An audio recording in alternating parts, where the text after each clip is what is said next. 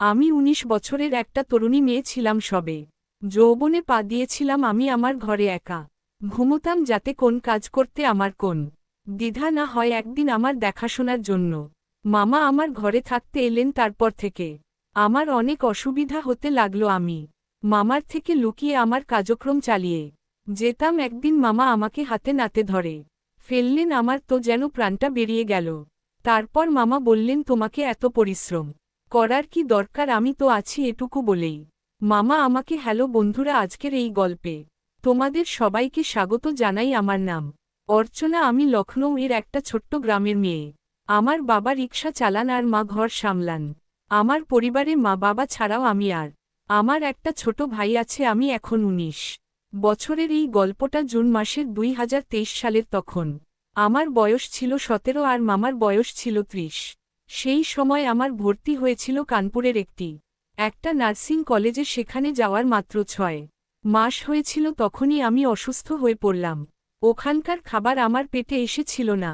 বারবার পেট খারাপ হচ্ছিল আর তাতেই আমি অসুস্থ হয়ে গেলাম। ডাক্তারের কাছে চেক আপ করাতে গিয়ে জানলাম আমার লিভার খারাপ হয়ে গেছে। এখন আমার ভালো খাওয়া দাওয়া আর চিকিৎসার দরকার ছিল। তাই আমি বাড়ি ফিরে এলাম। কলেজের পড়াশোনা মাঝপথেই ছেড়ে দিলাম। বাড়ি ফিরতেই পরিবারের লোকজন বলল, যদি তোমার শরীর এভাবে খারাপ থাকে তাহলে পড়াশোনা করো না। আমি এতটাই রোগা হয়ে গিয়েছিলাম যে মনে হচ্ছিল আমার কোন বড় রোগ হয়েছে। আমি বাবাকে বললাম, ওখানকার খাবার আমার একদম ভালো লাগতো না, হজমও হতো না। তখন বাবা বললেন, ঠিক আছে, তুমি অন্য কোথাও গিয়ে থেকে দেখো, যদি ওখানকার পরিবেশ পছন্দ হয় তাহলে ভালো, না হলে ফিরে এসো, এখান থেকেই পড়াশোনা করো। আমি আর ফিরতে চাইছিলাম না, কিন্তু দাদু বাবাকে বললেন, যদি ওর পড়াশোনা ওখান থেকে ঠিকঠাক চলে তাহলে ওর মাকে ওর সঙ্গে পাঠিয়ে দাও, ওর মা ওর দেখাশোনা করবে। তখন বাবা মাকে বললেন, তুমি অর্চনার সঙ্গে ওর কলেজে চলে যাও, ওখানেই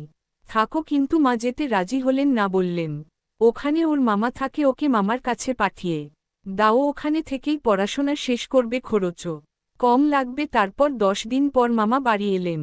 বাবা আমাকে মামার সঙ্গে কানপুর পাঠিয়ে দিলেন। এখন আমি মামার ঘরে থেকে পড়াশোনা করব। সকালে নাস্তা করে ৯টার সময় কলেজে যেতাম। দুপুর একটা খেতে ফিরতাম আর রাতের খাবার হতো প্রায় ৯টা। দিনগুলো ভালোই কাজ ছিল। মাঝে মধ্যে মামার সঙ্গে বাজারে যেতাম, পিৎজা বার্গার খেতাম। মামার ফ্ল্যাটে ফ্রি ওয়াইফাই ছিল, তাই কখনো কখনো আমি ঘরে বসেই অনলাইনে পড়াশোনা করতাম। সবকিছু খুব ভালোই চলছিল। পরের ৬ মাস পর্যন্ত মামা সম্পর্কে আমার মনে কোন বিশেষ ভাবনা আসেনি। একবারের কথা, আমি ছাদে ঘুরছিলাম, তখন মামার ফ্ল্যাটের পাশের ছাদে একজন কাকু একটা মেয়ের সঙ্গে খেলছিলেন। এটা দেখে আমার মনেও কিছু অদ্ভুত অনুভূতি জাগল। ঠিক তখনই মামার কথা মনে পড়ল, আর সেই মুহূর্ত থেকে আমার মনের দৃষ্টিভঙ্গি বদলে গেল। এরপর থেকে আমি মামার ফ্ল্যাটে বেশি সময় কাটাতে লাগলাম। একদিন মামাকে বললাম, মামা, আমার কিছু নতুন জামাকাপড় কিনতে হবে, চলো বাজারে যাই। মামা রাজি হলেন, বললেন, ঠিক আছে, সন্ধ্যায় যাব।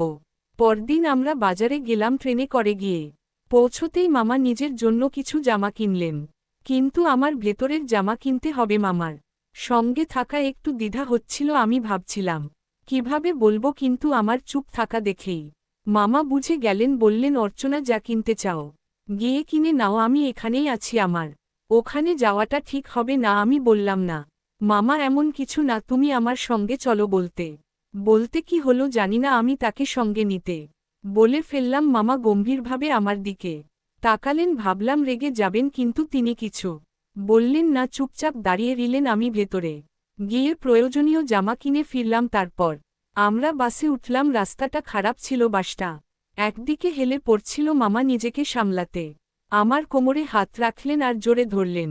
তখনই আমার শরীরে যেন একটা ঝটকা লাগল।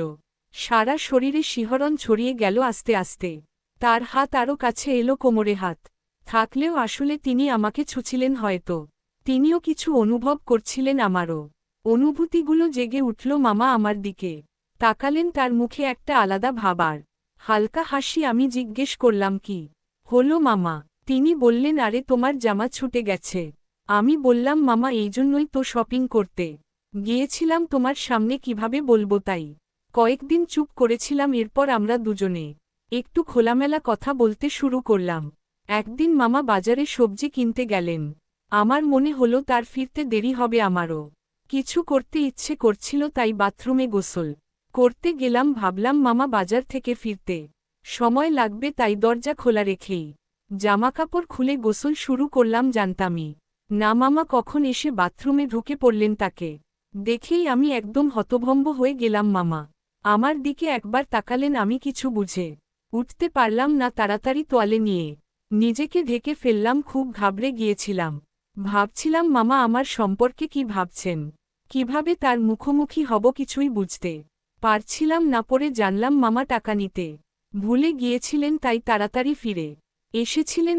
আমি জামা পরে দ্রুত বাইরে চলে গেলাম। সন্ধ্যা হয়ে গেল, রাত 8টা বেজে গেল। ফ্ল্যাটে ফিরতেই দেখি মামা মোবাইল চালাচ্ছেন। আমি চুপচাপ আমার বিছানায় শুয়ে পড়লাম। মামা আমার দিকে তাকালেন, ভাবলাম রাগ করবেন, কিন্তু তিনি বললেন, কি হলো অর্চনা, সকাল থেকে চুপচাপ কেন? আমি চুপ রইলাম। তিনি আবার বললেন, অর্চনা আমি কিছু বলছি। আমি বললাম সরি মামা। তখন মামা বললেন, আরে এসব তো স্বাভাবিক, তুমি এতটা কেন ভয় পাচ্ছ? আমি বললাম আমি খুব ভয় পেয়ে গিয়েছিলাম, তাই দুপুরে ঘরে আসিনি। মামা বললেন, পাগল হয়েছ, এতে এত ভয় পাওয়ার কি আছে? তুমিই তো বলেছিলে শহরে এসব নাকি সাধারণ। তারপর বললেন তোমাকে সপ্তাহে 3-4 বার এসব করতে হয়, যদি না পাও তাহলে এই কারণেই এমন করছিলে, এতে তোমার মনও ফ্রেশ হয়ে গেছে, পড়াশোনাতেও কোন খারাপ প্রভাব পড়বে না।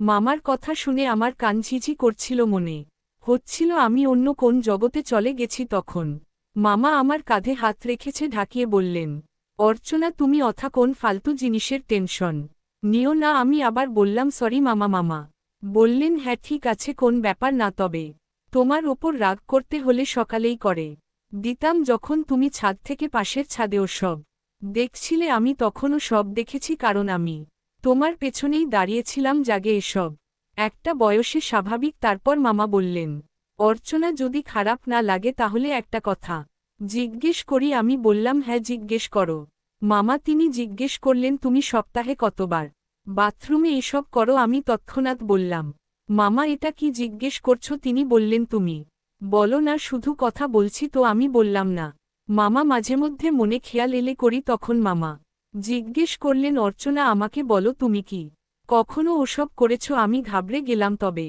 এসব কথা বলতে আমার মজাও লাগছিল, তাই বললাম, মামা তুমি কি সম্পর্কে জিজ্ঞেস করছো? আমি কিছু বুঝলাম না। তখন মামা বোঝালেন, যেটা তুমি ছাদ থেকে দেখছিলে কাল। আমি একটু বিভ্রান্ত হলাম, ভয়ও লাগছিল, তবুও স্বাভাবিক থাকার ভান করে হালকা হাসলাম। জানিনা সেদিন এসব কি হচ্ছিল। মামা আবার জিজ্ঞেস করলেন, বলো না। আমি বললাম, মামা আমি এখনো সেসব করিনি। তিনি বললেন, তাই তো এসব করছো। যদি পড়াশোনায় মন দিতে চাও তাহলে সপ্তাহে 2-3 বার তো করতেই হবে, নিলে মনে চাপ থাকবে।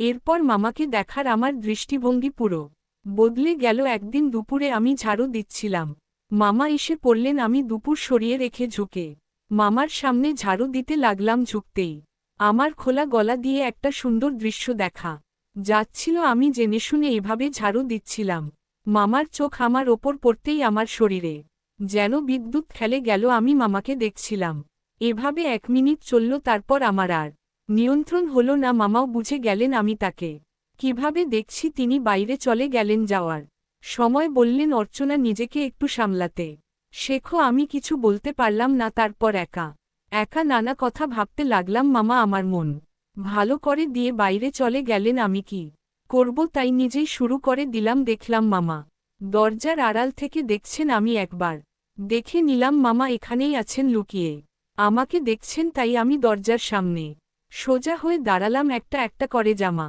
খুলতে লাগলাম, এদিক ওদিক করতে লাগলাম, যাতে মামা সব ভালো করে দেখতে পান। কিছুক্ষণ পর আমি একটা কাপড়ে জড়িয়ে ঘুমিয়ে পড়লাম।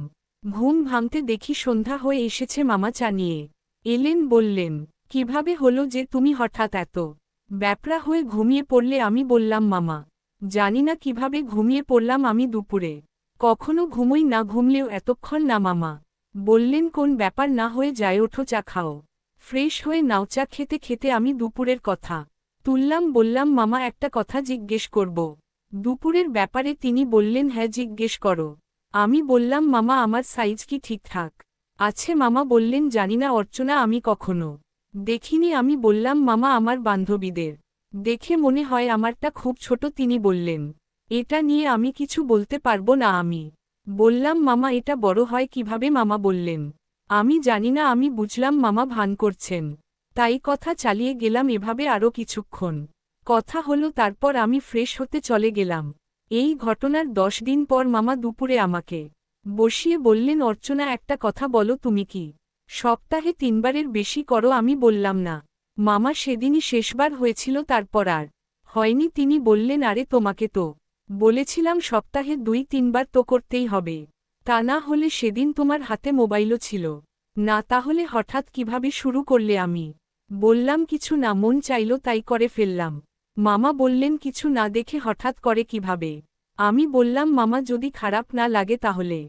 একটা গোপন কথা বলি তিনি বললেন হ্যাঁ বলো এতে জিজ্ঞেস করার কি আছে আমি বললাম মামা সেদিন তোমাকে দেখে আমি একটু ঘাবড়ে গিয়েছিলাম তারপর সেই ভেবেই শুরু করে দিয়েছিলাম মামা বললেন অর্চনা আমার একটা কথা মনে রেখো মাথা হালকা রাখতে মাঝে মধ্যে মনের জমে থাকা আবর্জনা বের করে ফেলতে হয় আমি বললাম ঠিক আছে মামা তিনি বললেন পরের বার যখনই মন চায় করে ফেলো আমি বললাম ঠিক আছে মামা তারপর মামা কোথায় জেন চলে গেলেন ঘরে মামার একটা ছোট কাপড় দেখতে পেলাম হাতে নিতেই দেখি তাতে একটা ছিদ্র সেই ছিদ্র দেখে আমার মনটা উতলা হয়ে উঠল আমি সেটা জড়িয়ে এদিক ওদিক করতে লাগলাম এভাবেই দিন কাটছিল একদিন দুপুরে মামা আমার কাছে এসে বললেন ভাগ্নি তোর পড়াশোনা কেমন চলছে আমি বললাম ভালো চলছে মামা তিনি আমার দিকে তাকিয়ে হাসলেন আমি সুযোগ বুঝে বললাম মামা আমার এখন মন চাইছে তিনি বললেন ঠিক আছে কোন ব্যাপার না